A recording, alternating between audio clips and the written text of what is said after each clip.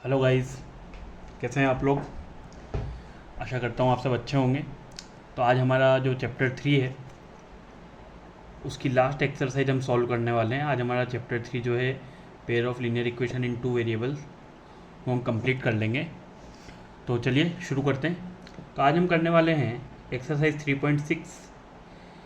Exercise 3.6 के अंदर जो टाइप ऑफ इक्वेशंस हम करेंगे वो होती है पेयर ऑफ लीनियर इक्वेशंस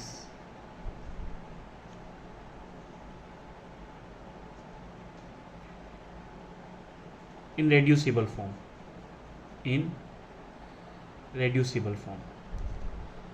अच्छा, रेड्यूसिबल फॉर्म मतलब क्या होता है। देखिए, आपकी जो लीनियर इक्वेशन की pair of linear equation two variable की एक बेसिक इक्वेशन रहती है वो ax plus B Y plus C equal to 0 रहती है। कई बार ऐसा होता है कि जो इक्वेशन की फॉर्म रहती है उसे हमें रिड्यूस करना पड़ता है इस फॉर्म में लाने के लिए। तो इस टाइप की जो लीनियर इक्वेशन आपकी रहती है उसे हम बोलते हैं pair of linear equation in reducible form. तो हम क्वेश्चन शुरू करते हैं, उससे आपको समझ आएगा।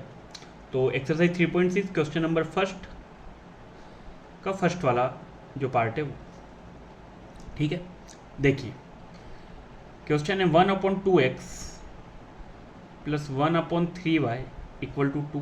ये एक इक्वेशन दी है आपको, और एक इक्वेशन दी है 1/3x plus 1/2y equal to 13/6। ये हमको एक इक्वेशन दी है।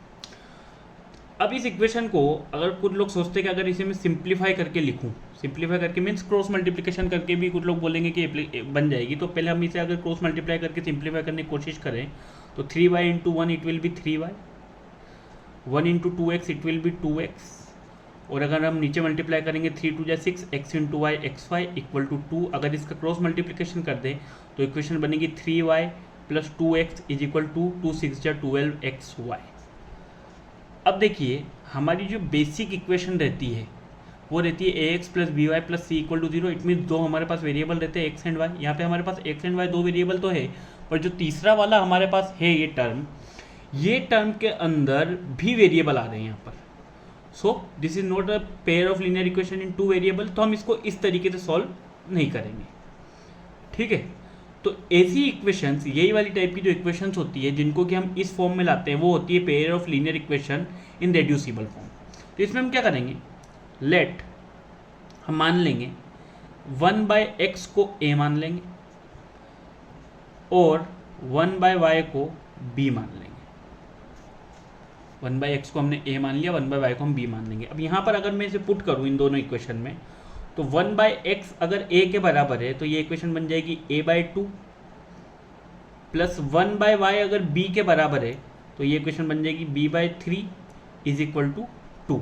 अब अगर मैं इसे सॉल्व करूँ 3 इंटू ए 3a, 2 इंटू बी 2b, 3 2 6 और इसका क्रॉस मल्टीप्लिकेशन हो जाएगा, इट विल बी 6 2 12। तो ये बन जाएगी मेरी इक्वेशन फर्स्ट।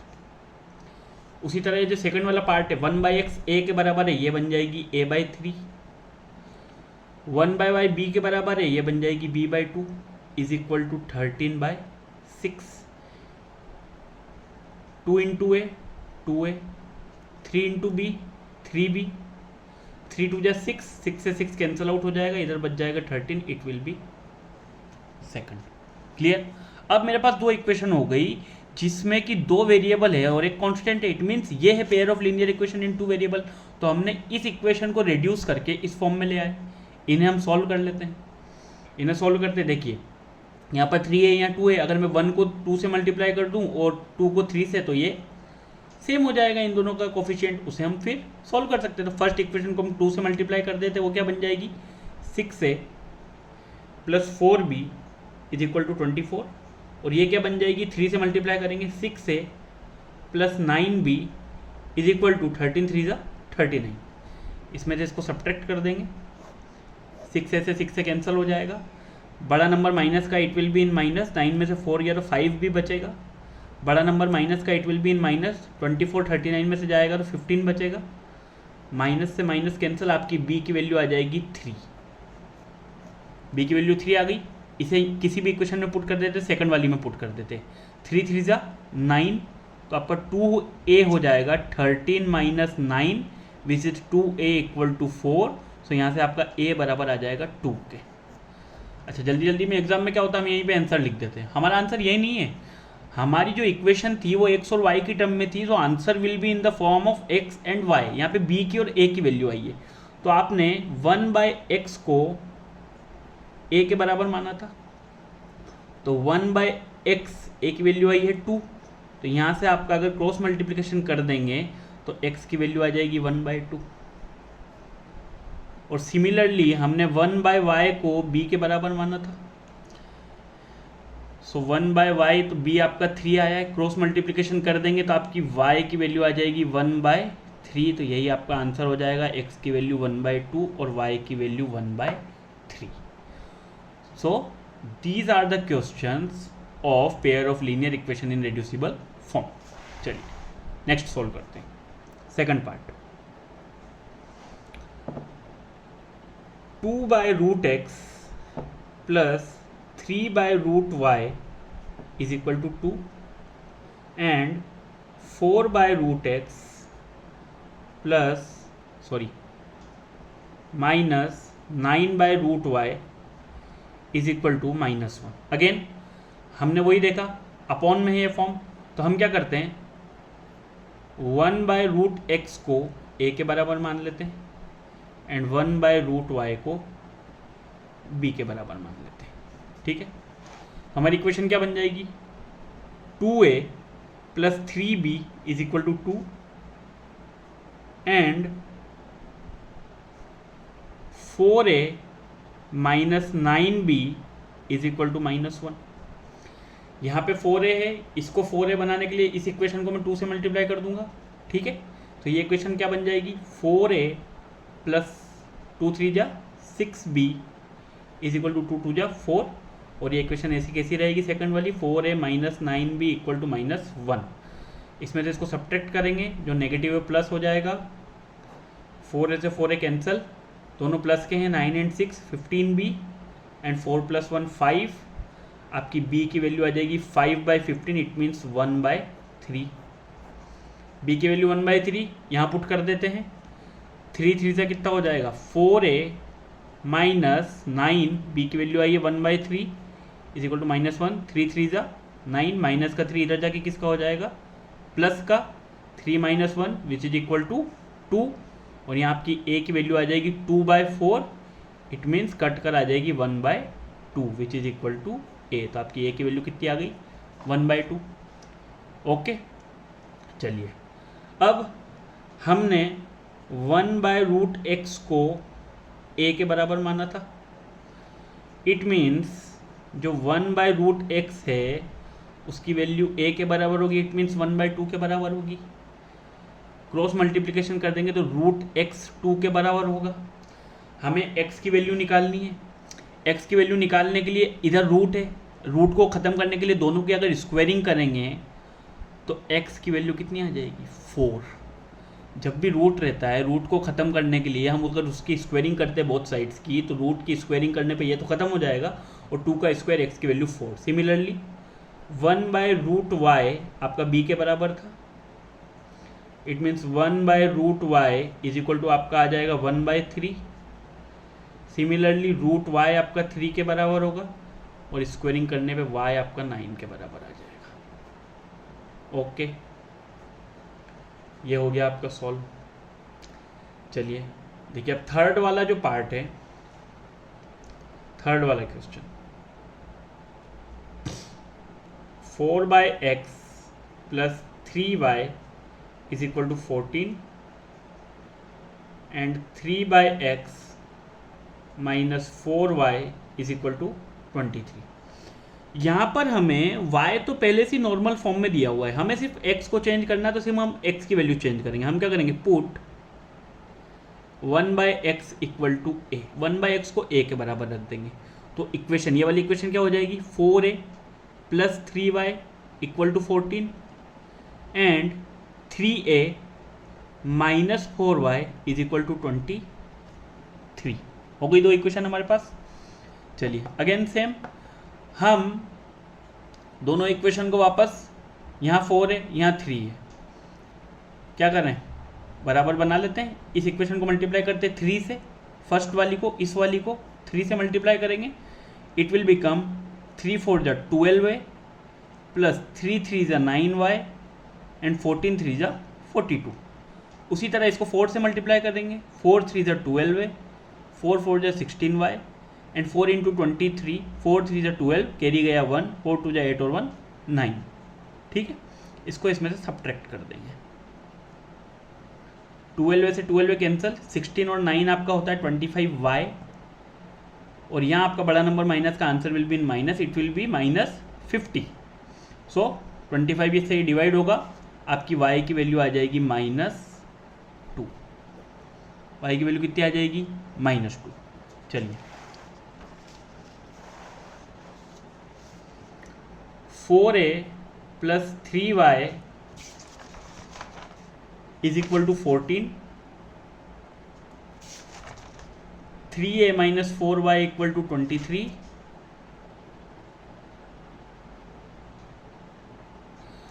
हमने 1/x को a माना था और हमारी y की जो वैल्यू है वो -2 आ गई है। क्लियर है? चलिए इस इक्वेशन में मैं पुट कर देता हूँ वैल्यू किसकी, y इक्वल टू -2 की, पहली वाली में पुट कर देता हूँ। 4a plus 3 into -2 is equal to 14, 4a plus into minus minus 3 2 जा 6, 14, माइनस का 6 इधर जाके प्लस का 4a is equal to 20, multiply में डिवाइड में जाएगा, आपकी a की वैल्यू आ जाएगी 5। आपने 1/x को a के बराबर माना था, तो आपकी x की वैल्यू आ जाएगी 1/5 और ये आपका आंसर हो जाएगा। x की वैल्यू 1/5 एंड y की वैल्यू -2। क्लियर है? चलिए नेक्स्ट क्वेश्चन, फोर्थ वाला। तो रेड्यूसिबल फॉर्म में कोई घबराने की ज़रूरत नहीं है, सिर्फ आपको थोड़ा सा कंसंट्रेशन लगाना है और बन जाएगा आपसे। 5/x - 1 plus 1/y - 2 is equal to 2 and next equation is 6/x - 1 minus 3/y - 2 is equal to 1। ठीक है, चलिए put 1/x - 1 is equal to a and put 1/y - 2 is equal to b। तो हमारी ये दो इक्वेशन क्या बन जाएगी, 5a प्लस b, 1 है तो b is equal to 2, 6a minus 3b is equal to 1 बन गई। चलिए अब वापस से इसको दोनों को सेम बनाने के लिए यहाँ हम 3 का मल्टीप्लाई कर देंगे इस इक्वेशन में। सो ये इक्वेशन क्या बन जाएगी, 15a plus 3b is equal to 3 2 जा 6। ये हम कौन सी मेथड कर रहे हैं, ये एलिमिनेशन मेथड का यूज़ कर रहे हैं हम यहाँ पर, क्योंकि वो सबसे इजी रहती है। सब्स्टिट्यूट करना वगैरह में क्या पता इक्वेशन किस फॉर्म में जाए, कहाँ जाए, सबसे बढ़िया रहती है आपकी एलिमिनेशन मेथड। आप उनके कोफिशिएंट को बराबर बनाइए और कैंसिल आउट कर लीजिए। ये इक्वेशन हम सेम रखेंगे, 6a minus 3b is equal to 1। अच्छा अभी देखिए, क्योंकि ये प्लस का 3b है माइनस का 3b, तो सब्ट्रैक्ट करने की जरूरत नहीं, दोनों को अगर ऐड कर दें तो 3 से 3b कैंसिल, 15 एंड 6 21 है एंड 6 प्लस 1 7। सो आपकी a की वैल्यू आ जाएगी 1/3, ये आपकी a की वैल्यू आ गई। a की वैल्यू 1/3 इस इक्वेशन में पुट कर देते हैं, तो 6a मतलब 6 इंटू 1/3 माइनस का 3b इज इक्वल टू 1, 3 2 जा 6, 2 minus 3b is equal to 1, minus का 3b इधर जाके प्लस का हो जाएगा, 1 इधर आके माइनस का हो जाएगा, तो 1 किसके बराबर आ जाएगा, 3b के बराबर। तो आपकी b की वैल्यू किसके बराबर आ जाएगी, 1/3 के बराबर। आ गई दोनों वैल्यू, सॉल्व कर लीजिए। आपने क्या किया था, आपने 1/x - 1 को a के बराबर माना था, 1/x - 1 को a के बराबर माना था, तो आपका जो 1/x - 1 है वो a की वैल्यू 1/3 के बराबर आया है। क्रॉस मल्टीप्लिकेशन कीजिए, x - 1 इज इक्वल टू 3 होगा, माइनस का 1 इधर जाके प्लस का हो जाएगा, आपकी वैल्यू आ जाएगी x is equal to 4। Similarly हमने 1/y - 1 को b के बराबर माना था, देन 1/y-1 और b की वैल्यू हमारी आई थी 1/3, ये यहाँ पर 1/3, क्रॉस मल्टीप्लिकेशन कर दीजिए। 3 = y-1, माइनस का 1 इधर जाके प्लस का हो जाएगा, आपकी y की वैल्यू भी कितनी आ जाएगी 4, और ये आपका क्या हो जाएगा आंसर। क्लियर है? होप आपको समझ में आ रहा होगा। चलिए 5th वाला पार्ट करते हैं इसका। अच्छा, मैं हर क्वेश्चन आपको इसलिए करवा रहा हूँ क्योंकि क्या होता है कि कई बार एनसीईआरटी में कुछ सवाल ऐसे रहते हैं जो बच्चों को समझ नहीं आते हैं। इजी तो हम समझा देते हैं, कई बार टफ वाले बच्चों को समझ में नहीं आ पाते हैं, तो वो लोग क्या करते हैं ना, उसको कहीं से देखकर फिर याद भी कर लेते हैं बहुत सारे बच्चे। तो इसलिए मैं हर सवाल सोल्व करवा रहा हूँ ताकि आप लोगों को कहीं और न जाना पड़े, आप यहीं पे सब कुछ देख पाएँ, यहीं से पे सब कुछ समझ पाएँ। चलिए 7x - 2y upon xy is equal to 5, ये आपकी एक इक्वेशन। नेक्स्ट इक्वेशन आपकी क्या होगी, 8x + 7y upon xy is equal to 15। देखिए सबसे पहले तो इसको हमें एक फॉर्म में रिड्यूस करना होगा। कैसे? यहाँ पे आपका जो डेनोमिनेटर है वो कॉमन लिखा हुआ है, पहले हम उसे अलग अलग करके लिखते हैं। तो वो क्या बनेगा, 7x upon xy - 2y upon xy is equal to 5, और यहाँ पे क्या बनेगा, 8x upon xy plus 7y upon xy is equal to 15। यहाँ x से आपका x कैंसिल, यहाँ y से आपका y कैंसिल, यहाँ x से आपका x कैंसिल, यहाँ y से आपका y कैंसिल। आपकी इक्वेशन एक नए फॉर्म में आएगी, वो आएगी 7/y - 2/x is equal to 5, और 8/y प्लस 7/x, ये यहाँ पे आपका जो कटने के बाद बचा 8/y and 7/x is equal to 15। Again वही सेम फॉर्म पे हम आ गए, फिर से वही चीज़। आप इस बार 1/y को a मान लीजिए और 1/x को b मान लीजिए, ठीक है। आपकी ये वाली इक्वेशन किस फॉर्म में रिड्यूस हो जाएगी, ये वाली, ये बन जाएगी 7a - 2b is equal to 5, और आपकी ये वाली इक्वेशन बन जाएगी 8a + 7b is equal to 15, ठीक है। चलिए आसान ये है कि मैं यहाँ पर b की जो वैल्यू है इसे 14 बना लूँ और इसे 7 से मल्टीप्लाई कर दूँ। तो इस इक्वेशन को मैं 7 से मल्टीप्लाई कर दूंगा, पहली वाली को। इक्वेशन बन जाएगी 7 × 7 = 49a - 7 × 2 = 14b is equal to 7 × 5 = 35, और इसको 2 से मल्टीप्लाई कर दूंगा। It will be like 16a + 14b and 15 × 2 = 30। दोनों नेगेटिव और पॉजिटिव है, ऐड कर देते हैं, इससे ये cancel. 30 and 35 it will B 65, 49 and 16 it will B also 65। तो आपकी a की वैल्यू आ जाएगी 1। आप a की वैल्यू 1 कहीं भी पुट कर दीजिए, यहाँ पुट कर दीजिए 7 बन जा, या फिर यहाँ पुट कर दीजिए a की वैल्यू 8 बन जा, 8, 15 - 8 7, और आपकी b की वैल्यू भी कितनी आ जाएगी, 1 आ जाएगी। आ गई दोनों वैल्यू आपकी। आपने 1/y को किसके बराबर माना था, a के बराबर माना था, जो कि 1 के ही बराबर है। सो आपकी y की वैल्यू भी 1 आ जाएगी। आपने 1/x को किसके बराबर माना था, b के बराबर माना था, उसकी वैल्यू भी 1 है। तो आपका x भी कितना आ जाएगा, 1 आ जाएगा, और ये आपका आंसर हो जाएगा। ठीक है, समझ आ रहा है? चलिए नेक्स्ट 6th वन। 6th है 6x + 3y is equal to 6xy, 2x + 4y is equal to 5xy। अब देखिए उधर तो क्या था कि उधर वो सेम चीज़ है, उधर ये डिनोमिनेटर ये जो था आपका, ये यहाँ पर जो वेरिएबल लिखा हुआ है वो वहाँ पे पूरे के डिनोमिनेटर में लिखा था, तो उस फॉर्म में चला गया, और यहाँ पे इसे अलग अलग करके लिख दिया। यहाँ पे एक और आप चीज़ क्या कर सकते हैं, इसे अगर मुझे सिर्फ कोफिशिएंट बनाना हो, इट मीन सिर्फ 6 और 5 बनाना हो, तो मैं पूरी इक्वेशन को एक्स वाई से डिवाइड कर दूंगा। अगर मैं इसे भी एक्स वाई से डिवाइड होगा, it means both sides divide both sides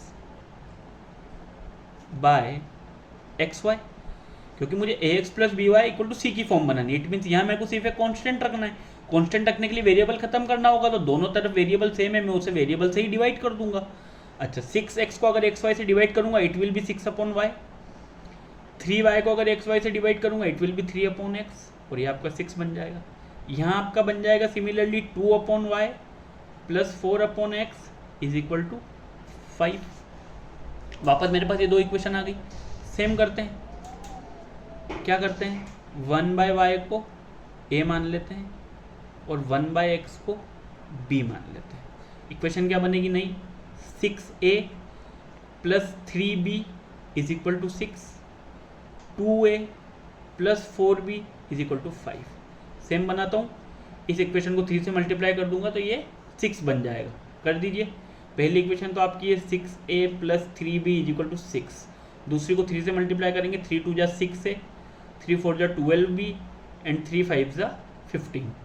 इसमें से इसको सब्ट्रैक्ट करेंगे, 6 से में से 6 से कैंसिल, बड़ा नंबर माइनस का answer will be in minus, 12 में से 3 गए तो 9b, बड़ा नंबर माइनस का answer will be in minus, 15 में से 6 गया तो 9, माइनस से माइनस कैंसिल, b आपका कितना आ गया 1, b आ गया 1।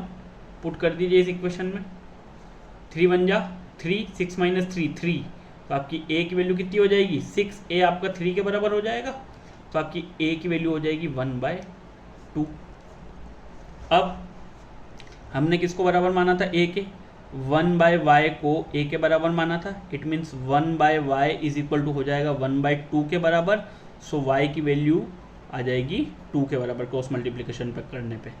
और 1/x को हमने माना था b के बराबर, b की वैल्यू है 1, सो x की वैल्यू आ जाएगी 1 and it will be your answer. ठीक है, चलिए 7th one, 10/x plus y plus 2/x minus y is equal to है 4 and 15/x plus y minus 5/x minus y is equal to है minus का 2। ठीक है, चलिए again put 1/x plus y is equal to a and 1/x minus y is equal to b। जो हमारे दो यहाँ पर ये अपॉन वाली जो टर्म्स थी वेरिएबल की, उनको हमने a और b के फॉर्म में लिख दिया, रिड्यूस कर लिया। अभी रेड्यूसिबल फॉर्म कैसे लिखी जाएगी, 10a plus 2b is equal to 4 and 15a minus 5b is equal to minus का 2। यहाँ 2 है, यहाँ 5 है, इसे अगर मैं 5 से मल्टीप्लाई करूँ 10 बन जाएगा, इसे 2 से मल्टीप्लाई करूँ 10 बन जाएगा। बना लेते हैं, तो ऊपर वाली इक्वेशन को हम 5 से मल्टीप्लाई करेंगे, multiplied by 5 and multiplied by 2, तो ये इक्वेशन क्या बन जाएगी 50a plus 10b is equal to 20, और ये इक्वेशन क्या बन जाएगी 30a minus 10b is equal to minus का 4। दोनों को जोड़ देते हैं, कैंसिल आउट हो जाएगा, 50 प्लस 30 80 है, 20 में से 14 गया तो कितना बचा 16, a की value 16/80 which is equal to 1/5। आपकी a की वैल्यू कितनी आ गई 1/5।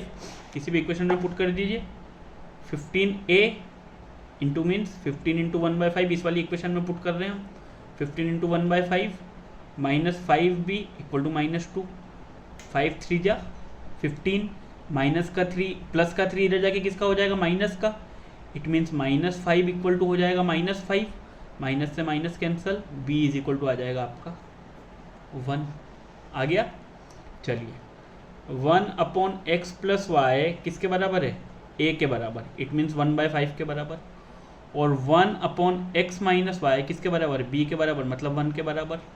क्रॉस मल्टीप्लिकेशन 5 बन जा 5, 1 into X plus Y, X plus Y, तो आपका x प्लस वाई किसके बराबर आया 5 के बराबर, और यहाँ पे आपका x माइनस वाई किसके बराबर आया 1 के बराबर। इट मीन्स हमें फर्स्ट रेड्यूस करने के बाद भी इन इक्वेशंस को भी सॉल्व करना पड़ेगा। अगर मैं इन दोनों इक्वेशन को अब ऐड कर दूँ, x plus Y equal to 5 and x minus Y equal to 1, दोनों को ऐड करूँ तो y से y कैंसिल, 2x 5 प्लस 1 कितना हो जाएगा 6, और x आपका आ जाएगा 3। हम 3 को पुट कर देते हैं यहाँ पर, x3 इधर जाके माइनस का हो जाएगा, आपकी y की वैल्यू हो जाएगी 5 minus 3 which is equal to 2, और ये आपका हो जाएगा आंसर। गॉट इट, समझ आया। चलिए last question, last part question number 1 का 8th पार्ट आपका क्या दिया है 1/3x plus Y plus 1/3x minus Y is equal to 3/4, ठीक है। और 1/2 ब्रैकेट में 3x plus Y minus 1/2 bracket में 3x minus Y is equal to -1/8। यहाँ पे देखिए 1/3x plus Y 1/3x plus Y 1/3x minus Y 1/3x minus Y. So put 1/3x plus Y is equal to a and 1/3x minus Y is equal to b। क्या बनेगी equation a plus B is equal to 3/4।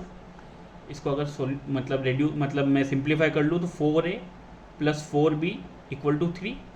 और second equation क्या बनेगी 1a/2 minus b/2 is equal to minus का 1/8।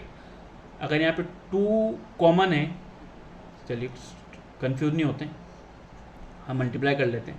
अगर मैं इसका LCM लूँ तो it will be a minus B, 2 यहाँ पे जाएगा, इट विल बी -2/8। सिंप्लीफाई करने पे बन जाएगा -1/4।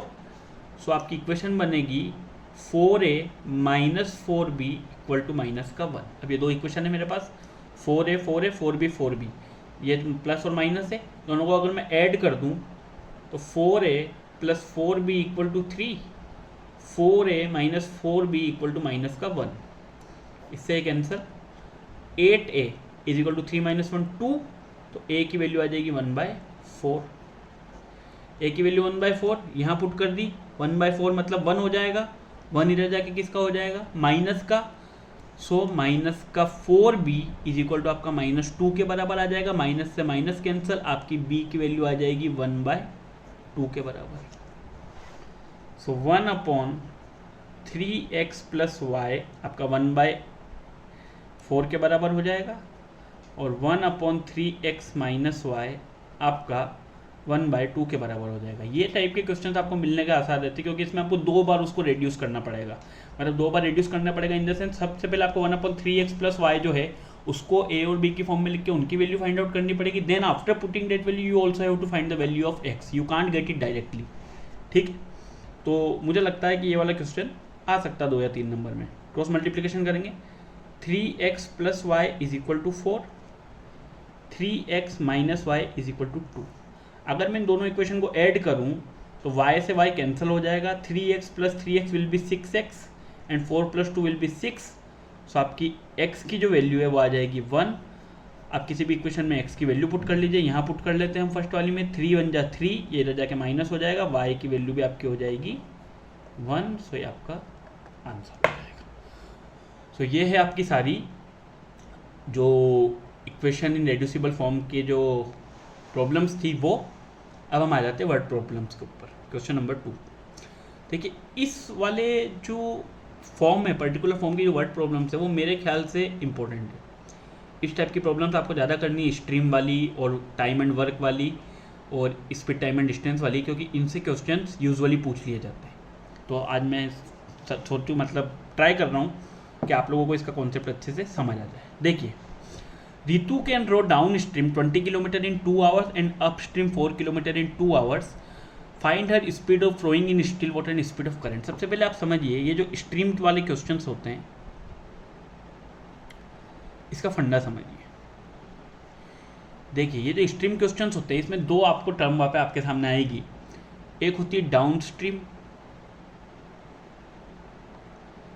एक होती है अपस्ट्रीम। ध्यान से समझिएगा। आप सब कभी ना कभी नदी के पास या फिर समुद्र के पास कहीं ना कहीं आप गए होंगे, लहरें आती हैं। तो देखिए लहरें, एक सर्फिंग होती है, सर्फिंग आपने देखी होगी, सर्फ करते हैं, सर्फिंग प्लेयर्स भी होते हैं। देखिए लहरों के साथ अगर बह रहे हैं, अगर हम लहरों के साथ जा रहे हैं तो it will be called down stream. और हम अगर अपोजिट द लहर मतलब current, opposite the current, opposite the stream जा रहे हैं तो उसे हम बोलेंगे अपस्ट्रीम। ठीक है। अच्छा, डाउन स्ट्रीम और अपस्ट्रीम में 2 चीज़ें रहती है। एक रहती है आपके पास कोई भी चीज़ है उसकी एक स्पीड रहेगी, स्पीड इन स्टिल वाटर, मतलब जब समुद्र एकदम शांत है, पानी एकदम शांत है, तब उसकी जो स्पीड रहती है एक वो रहती है, और एक रहती है आपकी जो करंट, स्पीड ऑफ करंट, जो लहर आती है उसकी स्पीड। तो ये जो डाउन स्ट्रीम और अपस्ट्रीम वाला क्वेश्चन होता है इसके अंदर ये चीज़ें रहती है। देखिए अब अगर मैं किसी चीज़ में मान लूँ, इस टाइप के क्वेश्चन पे अगर मान लूँ कि स्पीड इन स्टिल वाटर किसी भी ऑब्जेक्ट की है x किलोमीटर पर आवर, और स्पीड जो करंट की है वो है y किलोमीटर पर आवर। अच्छा, डाउन स्ट्रीम मतलब हम लहर के साथ बहेंगे। अगर कोई चीज़ लहर के साथ बह रही है, इट मीन्स जो स्टिल वाटर में उसकी स्पीड और जो करंट की स्पीड है वो दोनों ऐड हो जाएगी। तो हमेशा डाउन स्ट्रीम में जो स्पीड रहती है वो रहती है x plus y kilometre per hour. ये हमेशा जो रहती है ये स्पीड ऑफ पर्टिकुलर ऑब्जेक्ट या फिर speed of boat in still water रहती है, और ये रहती है स्पीड ऑफ करंट। उसी तरह अगर मैं अपस्ट्रीम जाऊंगा तो the particular force of the current will oppose me, वो मेरा अपोज करेगा। इट मीन्स इस केस में जो स्पीड इन अपस्ट्रीम रहती है वो रहती है x minus Y kilometre per hour. So ये रहता है स्ट्रीम के क्वेश्चंस में। अगर ये चीज़ आपको समझ आ गई तो आप कोई भी स्ट्रीम वाला क्वेश्चन आसानी से सॉल्व कर सकते हैं 10th क्लास लेवल का। और आप मानिए आप कंपटीशन में भी करेंगे तो यही कॉन्सेप्ट आपका हर जगह काम आता है। अगर ये कॉन्सेप्ट आपका क्लियर है तो आप हर सवाल सॉल्व कर सकते हैं। चलिए क्या बोला है, रितु डाउन स्ट्रीम रो करती है, Ritu can row down stream kilometre, 20 kilometre in 2 hours, 20 kilometre in 2 hours. And Ritu upstream row करती है 4 किलोमीटर इन 2 आवर्स। ठीक है, अब बोला find the speed of rowing in still water and the speed of current. हम इसी उससे show करते हैं कि स्पीड इन स्टिल वाटर है उसकी x and speed of current है उसकी y। ठीक है, चलिए स्पीड इक्वल टू क्या होता है, distance upon time, distance upon time, ये होता है speed equal to distance upon time. चलिए स्पीड जो थी, पहले मैं बात करता हूँ फॉर डाउन स्ट्रीम। मैं किस केस की बात कर रहा हूँ पहले, फॉर डाउन स्ट्रीम। जब रितु डाउन स्ट्रीम रो कर रही थी तो उसकी स्पीड क्या होगी, x प्लस वाई होगी, x प्लस वाई। डिस्टेंस कितना है उसने किया डाउन स्ट्रीम में ट्रेवल, 20 किलोमीटर, और कितने आवर्स में, 2 आवर्स में। सो अगर मैं इसे सिंप्लीफाई करूँ तो x plus Y equal to कितना आ जाएगा, 10। ये मेरी इक्वेशन 1। सिमिलरली अगर मैं अपस्ट्रीम की बात करूं, स्पीड कितनी होगी अपस्ट्रीम में, x minus y, x minus y. Distance कितना ट्रेवल किया उसने, 4 किलोमीटर, और टाइम कितना लिया, 2 आवर्स। सो इक्वेशन क्या बन गई, x minus Y equal to 2। ये मेरा इक्वेशन मतलब इक्वेशन सेकंड बन गई। दोनों इक्वेशन देखिए, अगर मैं दोनों को ऐड कर दूं तो y से y कैंसिल हो जाएगा, 1 प्लस 2 को अगर मैं ऐड कर दूं तो y से y कैंसिल हो जाएगा, x plus x it will B 2x and 10 plus 2 it will B 12। तो x इक्वल टू कितना आ जाएगा, 6। सिमिलरली अगर 6 की वैल्यू कहीं भी पुट कर दूं, अगर 6 की वैल्यू मैं फर्स्ट इक्वेशन में पुट कर दूं, वो इधर जाके माइनस हो जाएगा, तो आपकी y की वैल्यू कितनी आ जाएगी, 4। सो यहाँ से हमने क्या डिटरमाइन कर लिया कि जो स्पीड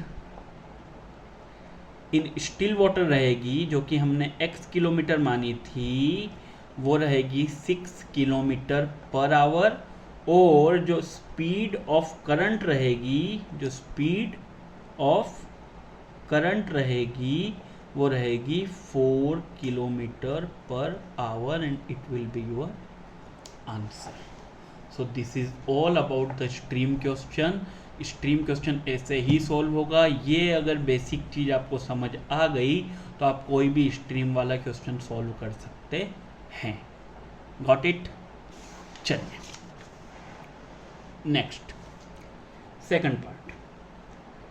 ये क्वेश्चन है टाइम एंड वर्क। और मैं आपको बता दूं, हर कंपटीशन एग्जाम जो आगे जाकर आप देखेंगे, चाहे बैंकिंग हो, चाहे एसएससी हो, चाहे कोई भी एग्जाम हो, उसमें जो एप्टीट्यूड आता है उसमें ये क्वेश्चन बहुत इंपॉर्टेंट रहते हैं। Time and work, speed, speed, distance and time, boat and stream वाले क्वेश्चन, तो ये बहुत इंपॉर्टेंट है। यहाँ आप कॉन्सेप्ट अच्छे से उनका समझेंगे तो आपको अच्छे से समझ आएगा। चलिए टाइम एंड वर्क की भी सेम चीज़ें समझिएगा।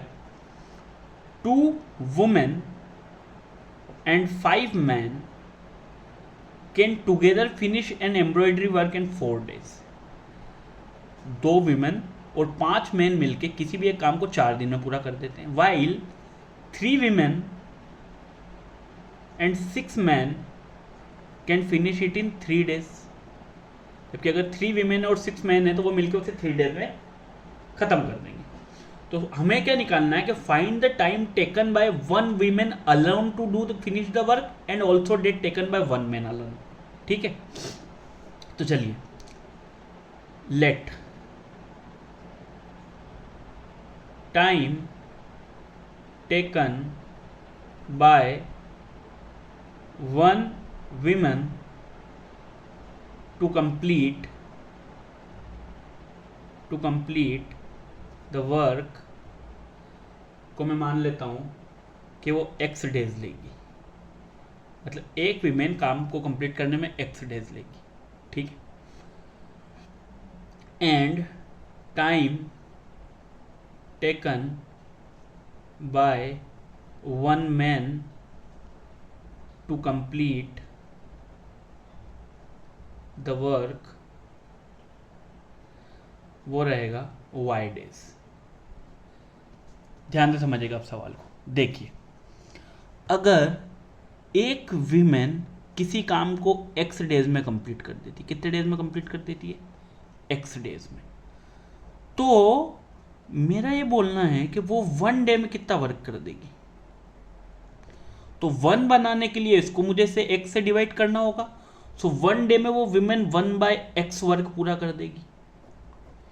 एक विमेन पूरे काम को x days में करती है, सो 1 day में वो कितना काम करेगी? 1/x। सिमिलरली एक मैन किसी काम को y days में करता है, सो 1 day में वो कितना काम कर देगा? 1/y। बात समझ आ रही है? यहाँ पर एक विमेन किसी काम को x days में करती है, तो मैं पहले 1 day काउंट करने का, मेरे को उनका 1 day का टाइम टेकन निकालना कि वो पूरा काम करने में, पूरे काम को फिनिश करने में कितना टाइम लेगी।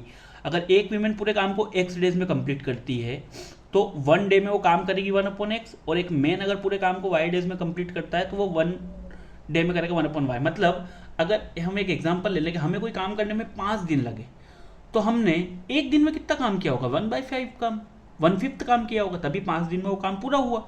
चलिए, अब हम इस पे आते हैं क्वेश्चन पे। क्या बोला था क्वेश्चन में कि 2 वुमेन और 5 मैन 4 days में काम को पूरा करते हैं। तो अब वही चीज़ हम वापस से करेंगे। देखिए, समझिएगा कि जो विमेन है वो एक दिन में कितना काम करती है? 1/x। सो इट मीन्स अगर वो एक दिन में उसने 2/x काम किया, 2 विमेन ने, 5 मैन ने 5/5y वर्क किया, सो टोटल काम कितना हुआ एक दिन में? 1/4 हुआ होगा। अगर 4 दिन में पूरा हुआ तो एक दिन में उन लोगों ने अगर मिलके जो काम किया उस हिसाब से 1/4 काम पूरा हुआ। ठीक है, और सेकंड में 3/x and 6/y is equal to 1/3। Again 3 women और 6 मैन किसी काम को अगर 6 दिन में करते हैं तो एक दिन में कितना काम करेंगे? एक दिन में कितना काम करेंगे, इसके लिए हम इसको 3 से डिवाइड कर देंगे। ठीक है, और यहाँ पे उनके 1 day का जो वर्क था वो ले आएंगे 1/x एंड 1/y। चलिए, अब ये इक्वेशन कैसी आ गई? रिड्यूसिबल फॉर्म वाली बन गई है। देखिए, तो हम क्या करेंगे? Put 1/x is equal to a and 1/y is equal to b। ठीक है, तो 2a plus 5b is equal to आपका हो जाएगा 1/4 and 3a plus 6b is equal to हो जाएगा 1/3। सिंप्लीफाई कर लीजिए, सिंप्लीफाई कर लेंगे क्रॉस मल्टीप्लिकेशन करके। 8a plus 20b is equal to 1 and 9a plus 18b is equal to 1। ठीक है, इस इक्वेशन को चलिए सिंप्लीफाई है, इन दोनों को अगर बराबर बनाना है, इसको 9 से मल्टीप्लाई कर देता हूँ, इसको 8 से मल्टीप्लाई कर देता हूँ, इससे 9 से करूँगा, इक्वेशन क्या बनेगी? 9 8 जा 72a 180b is equal to 9, और यहाँ पे 8 से करूँगा, सो 8 9 जा 72a, 18 इंटू 8, 8 8 जा 64 एंड 8 1 जा 8 एंड 6 14। Is equal to 8। इसमें से सब्ट्रैक्ट कर देंगे 44, 144 and 180, it will be 36। b is equal to 1, so आपकी b की वैल्यू आ जाएगी 1/36। आपकी b की वैल्यू कितनी आ जाएगी 1/36। आप उसे पुट कर दीजिए किसी इक्वेशन में। इक्वेशन हम ये वाली ले लेते हैं, 9a + 18b is equal to 1। 9a + 18b की वैल्यू आई 1/36 इज इक्वल टू आ जाएगा 1। 18 1 18, 18 2 36। 9a इक्वल टू हो जाएगा 1 माइनस 1/2, ये 1/2 इधर जाके माइनस का हो जाएगा, इट विल बी 1/2। ये 9 मल्टीप्लाई में इधर डिवाइड में चला जाएगा, a की वैल्यू आपकी हो जाएगी 1/18। तो ये आपकी वैल्यू किस किस की आ गई 1/18 एंड 1/36। सो आपने 1/x को किसके बराबर माना था, a के बराबर माना था, ठीक है। और आपने 1/y को किसके बराबर माना था, b के बराबर माना था। आपका 1/x a की वैल्यू आई है 1/18, 1/y आपकी b की वैल्यू आई है 1/36। अगर मैं इन दोनों को सॉल्व कर दूँ तो x की वैल्यू आ गई है 18 और y की वैल्यू आ गई है 36। और यही हमारा जो आंसर हमें रिक्वायर्ड फाइंड आउट करना था। हमने माना था कि वन वुमेन किसी काम को कितने दिन में कंप्लीट करती, x डेज में। So one women can complete the work in 18 days and one man alone can complete the work in 36 days. So it will be our answer. Clear? I hope आप लोगों को समझ आया होगा, आप लोगों को अच्छे से समझ आया होगा। चलिए अब हम चलते हैं इसके लास्ट क्वेश्चन की तरफ, जो कि है आपका थर्ड क्वेश्चन। ऐसा क्वेश्चन हमने पिछली एक्सरसाइज में भी किया था, सो आपको ये अच्छे से समझ आएगा। Ruhi travels 300 kilometre to her home partly by train and partly by bus. Ruhi का जो घर है वो 300 किलोमीटर दूर है। सो थोड़ा ट्रेन से जाती है, थोड़ा बस से जाती है, ठीक है। जो सोर्स ऑफ ट्रेवल है रूही बदलती रहती है। चलिए, she takes 4 hours if she travels by train 60 kilometre by train. अगर वो दो केस हैं यहाँ पर, देखिए टोटल डिस्टेंस आपका थे, अगर वो 60 किलोमीटर ट्रेन से चले, वहाँ लिखा है she takes 4 hours if she travel 60 kilometre by train. 60 kilometre train से चलेगी तो बस से कितना चलेगी 240 किलोमीटर, तो टाइम कितना लेगी टोटल 4 hours, ठीक है। और if she travels 100 kilometre by train, अगर ट्रेन से 100 किलोमीटर चलेगी तो बस से कितना चलेगी 200 kilometre. So she takes 10 minutes longer, it means 4 hours and 10 minutes। So हमें क्या निकालना है, हमें निकालना है speed of train, speed of train and speed of bus, speed of train and speed of bus. So speed of train को हम मान लेंगे x kilometre per our and speed of train को हम मान लेंगे y किलोमीटर पर आवर। अब ध्यान से समझिएगा। फर्स्ट केस देखिए, जो टोटल डिस्टेंस है वो तो 300 किलोमीटर है, ये तो बात आप मान रहे हैं, ठीक है।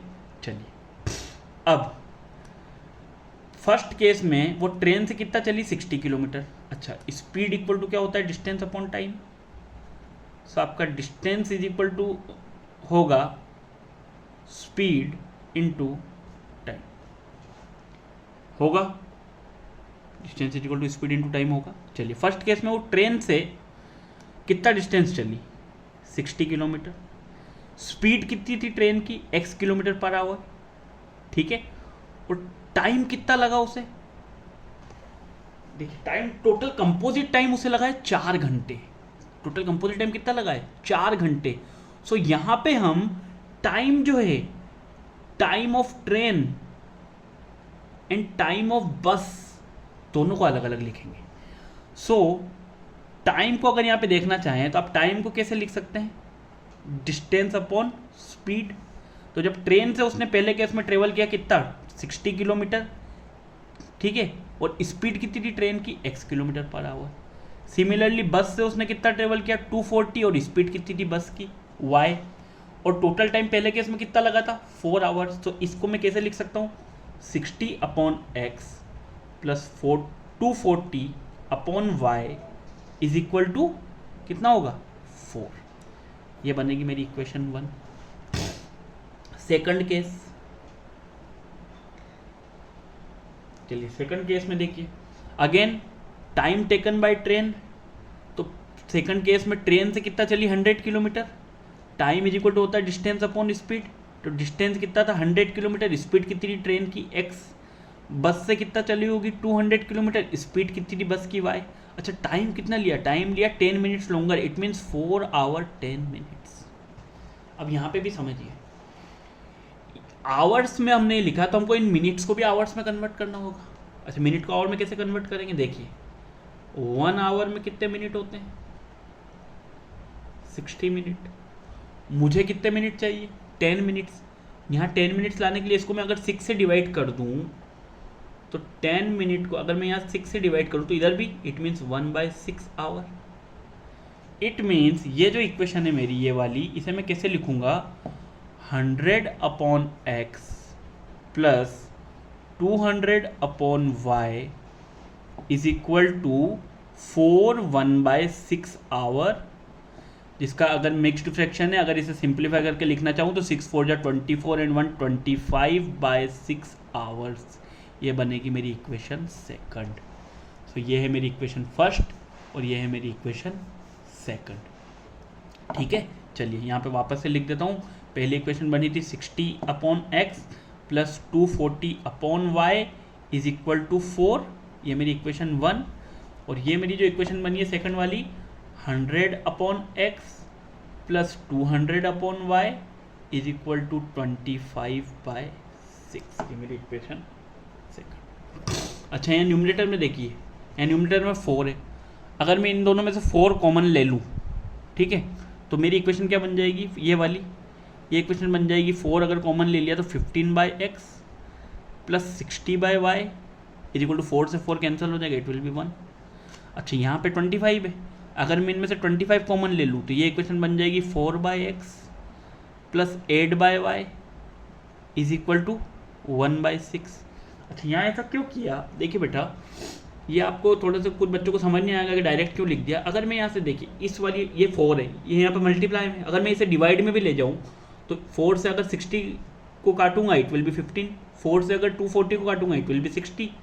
यहाँ वैसे सिमिलरली 25 को अगर मैं डिवाइड में ले जाऊँगा 25 4 जा 100 एंड 25 8 जा 200, इस प्रकार से लिख दिया।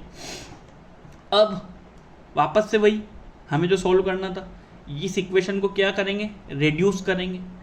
Put 1/x is equal to a and 1/y is equal to b। Equation क्या बन जाएगी, फर्स्ट वाली 15a plus 60b is equal to 1, और ये बन जाएगी 4a plus 8b is equal to 1/6।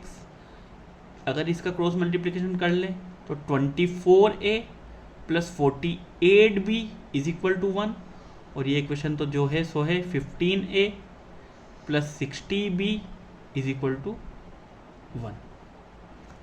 किसी को कोई दिक्कत यहाँ तक, कोई दिक्कत नहीं। चलिए अब देखिए ये जो इक्वेशन है इसे मैं और भी सिंप्लीफाई कर सकता हूँ। अच्छा कैसे कर सकता हूँ, ये देखिए यहाँ पे है 15 एंड 60, ठीक है, तो सिंप्लीफाई करने के बजाय हम क्या करते हैं, हम बराबर ही बना लेते हैं।